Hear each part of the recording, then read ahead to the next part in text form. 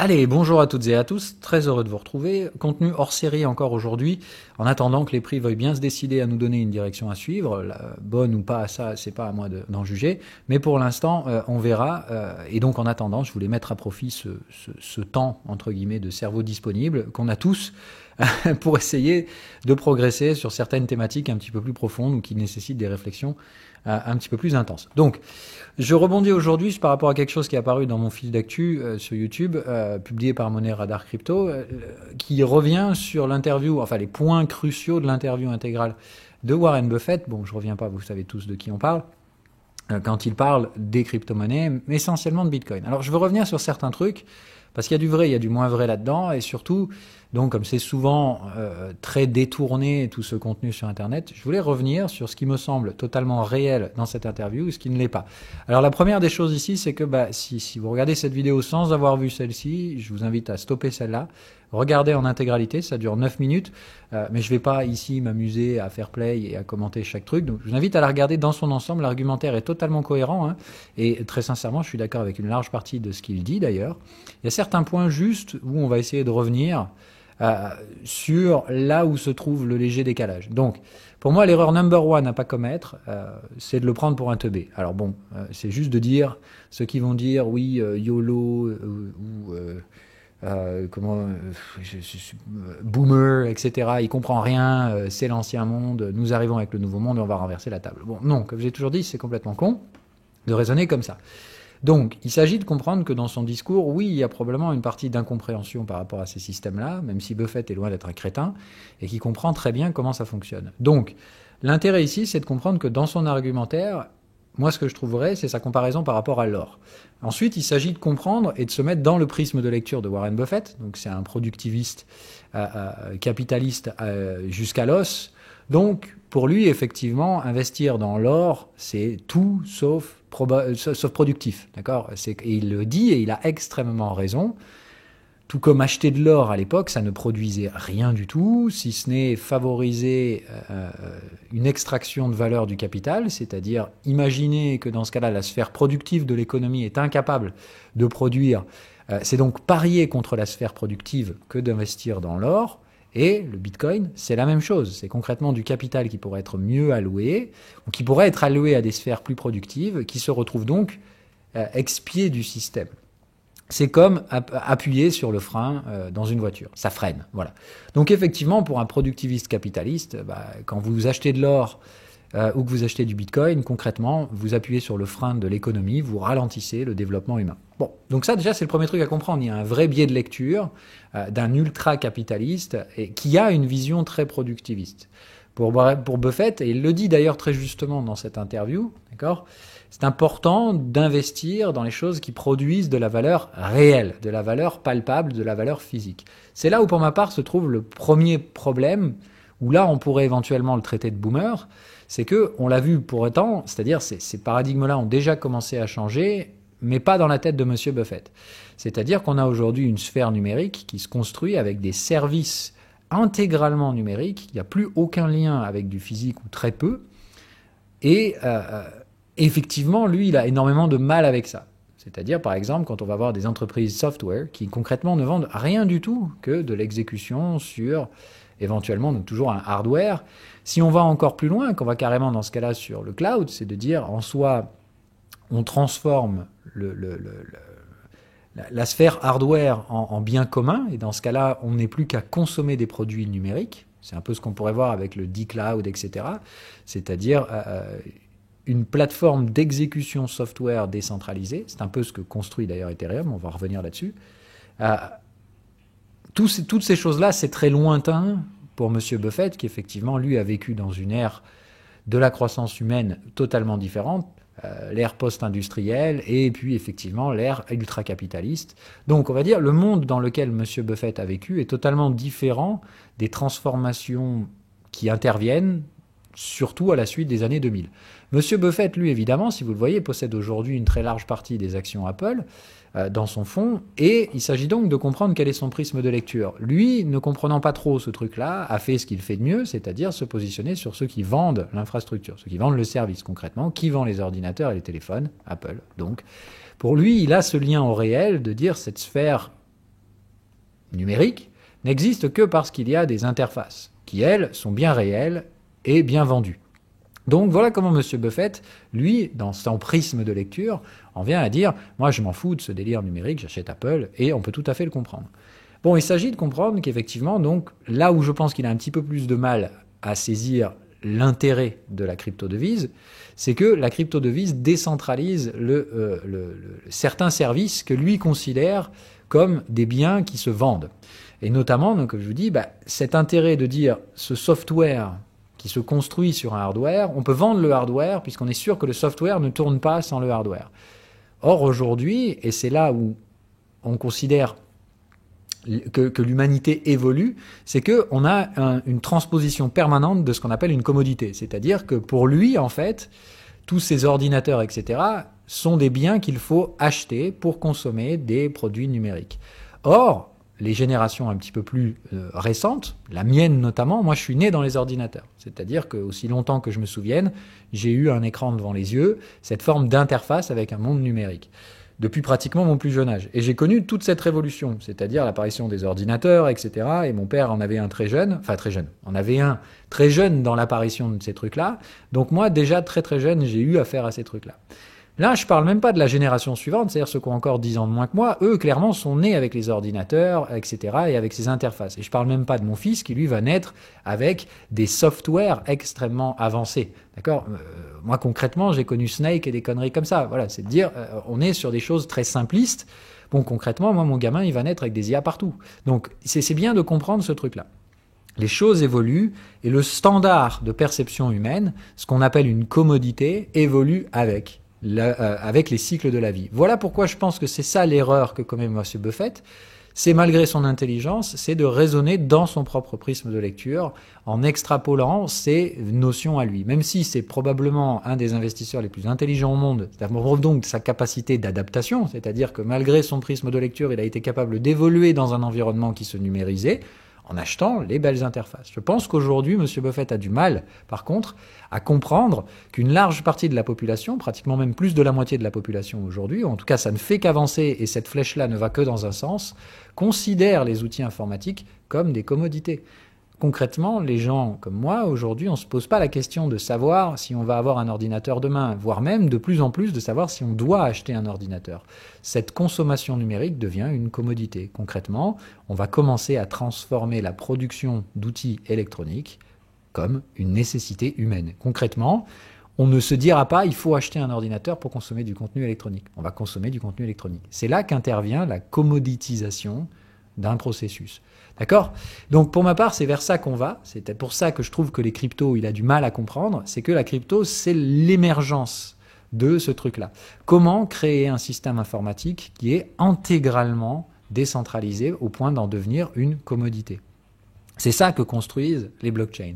Pour faire ça, évidemment, il s'agit de comprendre qu'il faut créer une économie numérique. C'est là où Bitcoin éventuellement entre en jeu, avec cette première création de valeur intégralement numérique, évidemment basée sur rien, tout comme le système financier qu'on connaît nous aujourd'hui a été basé sur l'or, et puis après sur la confiance, sur le rien, sur le néant. Donc il s'agit bien de dire, Bitcoin a des similitudes avec l'or, et ces similitudes-là, M. Buffett les trouve également, et il les dit très justement, à l'époque, acheter et parier sur l'or, c'est parier que quelqu'un l'achètera plus cher. C'est donc un pari purement spéculatif alloué à une notion temporelle.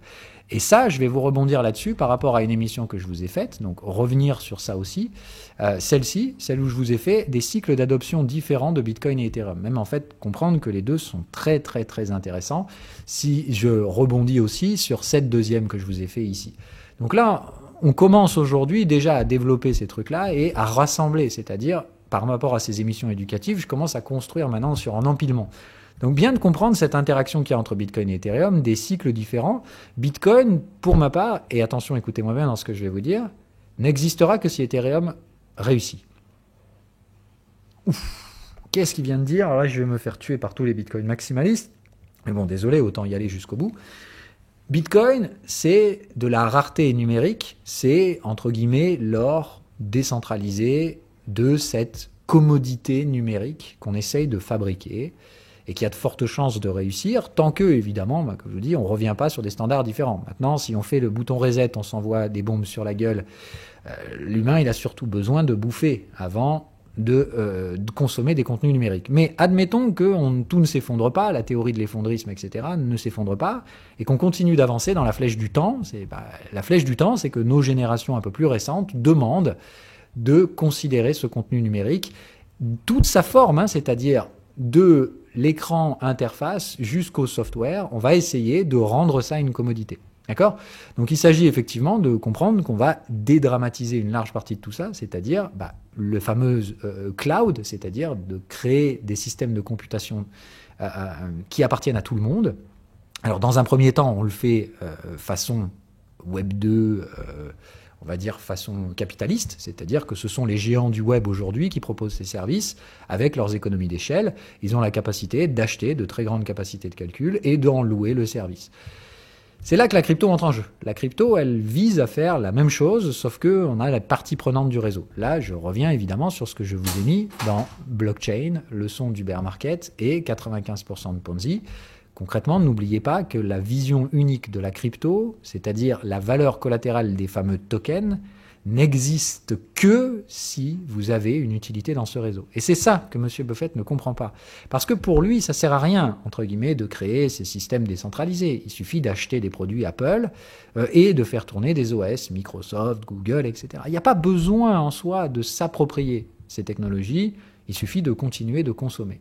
D'accord ? Et il faut comprendre que c'est là où il se plante. Moi, là où je pense que une erreur est commise, c'est sur cette flèche du temps qui fait que petit à petit, chaque nouvelle génération considère comme acquis des commodités, donc des choses qui avancent de plus en plus. Nous, en tant que nouveaux gamins, Gen Z, etc., on considère l'accès à ces outils numériques comme une commodité. Ok ?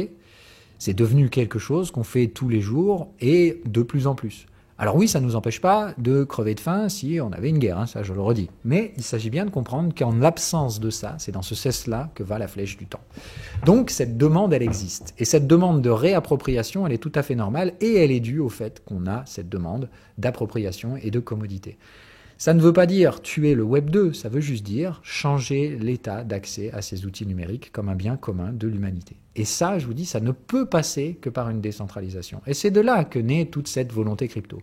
Alors, il y a évidemment l'autre narratif, celui de Satoshi Nakamoto, 2008, la bulle de dette, il faut changer le système financier. Moi, je pense que c'est faux, que c'est pas comme ça et que c'est pas ça qui se passe. Par contre, l'un ne va pas sans l'autre. C'est-à-dire que pour créer et décentraliser ces processus-là, il faut créer cette valeur numérique. Et c'est pour ça que pour ma part, Bitcoin et Ethereum n'existent et ne réussiront qu'ensemble. C'est pas, Bitcoin ne peut pas réussir sans Ethereum, ce que j'ai dit avant, mais je l'ai fait exprès pour emmerder tout le monde. Mais c'est la même chose. Ethereum n'existera pas sans Bitcoin. Parce que Ethereum a une valeur dynamique, ce qu'on avait dit dans, je vais chercher le diapo, hop. On avait dit, Ethereum, ce serait plus une forme de collatéral de dette dans le sens où son supply est dynamique. Il y a une demande qui fait évoluer ce supply et ce supply a une redistribution inhérente et protocolaire. Le staker qui participe à sécuriser le réseau reçoit la part inflationniste de ce réseau et toute consommation sur ce réseau a un aspect déflationniste. Et comme on l'a vu, l'un dans l'autre crée un Ethereum qui est plus déflationniste. Il y a plus de consommation que de coûts inhérents de production. Je vous rappelle, ce qu'Ethereum produit, c'est de la sécurité. D'accord ? Ça ne va pas plus loin que ça. C'est en ce fait que je vous ai dit, c'est un government bond. Il produit de la sécurité et de la confiance. C'est tout. D'accord ? Là où Bitcoin produit, lui, relatif à de l'or, il produit au contraire de la rareté. Cette rareté que M. Buffett dit à juste titre ne sert absolument à rien. Cette rareté, elle sert à des moments dans le fonctionnement pour dire à un moment donné, l'utilisation du collatéral de dette ne justifie plus suffisamment de croissance. D'accord ? Je vous rappelle, le monde est en croissance, que ça vous plaise ou non. Donc, c'est bien de dire, on a un arbitrage qui doit être fait entre les deux. Quand l'économie surchauffe et que le rendement ne permet plus de produire plus que ce qu'il détruit, il y a donc à ce moment-là, tout simplement, un transfert vers le stockage de valeur. L'économie appuie sur le frein, c'est-à-dire les opérateurs de marché doivent avoir un exutoire, sinon on est dans la perpétuelle parabole, etc. Donc, comme on vit toujours dans un monde fini avec donc des promesses sur le futur. Je rappelle, un taux d'intérêt, c'est de toute façon quelque chose qui est basé sur une production future, et il y a bien à un moment donné surconsommation de ces effets-là. Donc s'il n'y a pas de contrepartie stable, rare et non évolutive, il n'y a pas cet arbitrage qui est fait dans le cycle économique. Donc c'est là où M. Buffett, pour moi, a tort, puisque s'il comprend bien, les cycles de dette n'existent que parce qu'il y a une contrepartie qui permet d'y mettre fin. Sinon, il n'y aurait pas de cycle de dette, il y aurait un endettement perpétuel, et ça s'arrête où? S'il n'y a pas de frein, encore une fois, une voiture, elle va droit dans le mur. Donc, il s'agit de comprendre que dans le narratif, Bitcoin n'a pas forcément l'utilité que tout le monde lui trouve. Effectivement, là, il a raison de dire la plupart des gens qui achètent Bitcoin veulent juste devenir riches, mais ils ne comprennent pas qu'il faudra investir dans Bitcoin qu'à certains moments, quand ce ne sera pas rentable d'être sur Ethereum. Et là, donc, je fais référence aux vidéos, entre autres, pour vous dire, voilà pourquoi moi, entre autres, j'ai 40% de mon portefeuille en Ethereum et seulement 15% en Bitcoin, et que c'est un arbitrage que je ferai en fonction de l'évancement du cycle, où je favoriserai Bitcoin par moment et où je favoriserai Ethereum par d'autres moments. C'est bien important de comprendre ça. Pour moi, Bitcoin, c'est mon or. Quand l'économie crypto surchauffe, je reviens sur l'aspect sécuritaire, j'appuie sur le frein. Quand au contraire, l'écosystème se développe, il vaudra mieux aller chercher le rendement sur Ethereum. Voilà comment j'arbitre le truc. Et ça, c'est bien important de comprendre ça. Cet aspect-là est extrêmement important. Mais revenir à la base donc de ces arguments un petit peu dangereux qui sont mis en place par M. Buffett. Qui est juste de dire, on ne peut pas nous en vouloir d'essayer. Encore une fois, le monde qui est vendu par Buffett est un monde qui constitue et est basé par l'extraction de richesses de nos consommations, en tant que Gen Zers ou tout ce que vous voulez, Millennials, etc. Nous consommons les produits numériques qu'il a contribué à fabriquer par ses investissements. Il s'agit bien donc de comprendre que ce que nous faisons nous aujourd'hui en tant qu'investisseurs, à la trentaine, c'est financer les outils qu'utiliseront probablement nos enfants. Et il s'agit donc de comprendre que c'est juste une cyclicité. Et c'est là où je pense que M. Buffett commet la seule erreur que je le vois commettre aujourd'hui, puisque tout ce qu'il dit est vrai, c'est juste qu'il faut comprendre qu'au bout d'un moment, il faut laisser place. Voilà. C'est le cycle de la vie qui, à mon avis, est l'erreur de M. Buffett. Je pense qu'il en est en soi conscient, puisque je pense que malgré l'inexactitude de certains de ses propos, probablement quand même, à mon avis, par manque de projection dans le monde qu'il a construit lui-même et dans lequel nous évoluons, nous, aujourd'hui, les générations suivantes, il s'agit de reproduire ce truc-là. Les outils que M. Buffett a contribué à financer et donc à faire évoluer, à fabriquer, n'avaient rien à voir avec ceux qu'il consommait quand il était enfant. Et j'aimerais qu'aujourd'hui, il ait le recul de ça, de comprendre que oui, lui, sa vie, à lui, elle s'arrête. Il est plutôt au bout plus qu'au début. Moi, je suis au milieu de ma vie et mon fils commence la sienne. Il s'agit donc de comprendre cette chose-là, et voilà la raison pour laquelle je pense qu'aujourd'hui, pour finir cette série éducative, je le fais en hors-série parce que c'est pas très lié au trading, c'est plus... Enfin, pour moi, il y a des liaisons vraiment importantes par rapport au trading, c'est de comprendre que parmi ces différents cycles, il y a le cycle de ce que j'appelle donc l'ultimate safety, c'est le retour à la sûreté. Quand on a trop accéléré, que la vitesse est dangereuse et qu'on risque une sortie de route, franchement, il faut juste appuyer sur le frein, en fait. Il s'agit juste de comprendre ça. Une voiture sans frein, c'est un danger, c'est une mort assurée. Donc le frein est essentiel. C'est là où je trouve ça dommage que la vision très productiviste et très rationaliste de M. Buffett s'arrête évidemment par son propre prisme de lecture.